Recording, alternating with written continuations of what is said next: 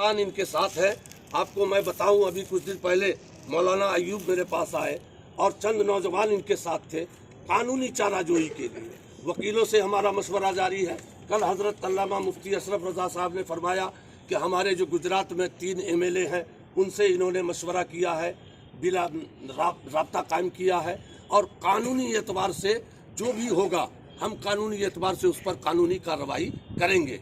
तो उसी कानूनी चाराजोई के लिए मीडिया कॉन्फ्रेंस बुलाई गई है कि हमारी इस आवाज़ को आप हजरात सदर जमहूरिया तक और PM प्राइम मिनिस्टर तक और सुप्रीम कोर्ट के चीफ जस्टिस तक मेरी आवाज़ को, हम सब की आवाज़ को आप पहुंचाएं कि हमारा मुल्क और हमारे मुल्क के प्राइम मिनिस्टर आज लोकसभा में, राज्यसभा में ये कानून पास करें कि रसूल के विकार पर जो भी हमला करेगा उसको फांसी की सजा दी जाएगी।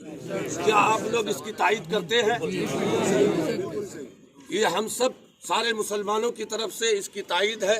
मीडिया कर्मियों से, मीडिया के रहबरों से गुजारिश है कि हमारे इस मुतालबा को, हमारे इस डिमांड को हमारे उलमा भी तायद कर रहे हैं, आवाम भी तायद कर रही है कि हमारा मुल्क का कानून एक ऐसा सख्त बने कि आने वाले ज़माने में कभी कोई शख्स जज्बात को उभार कर हमारे तकवाद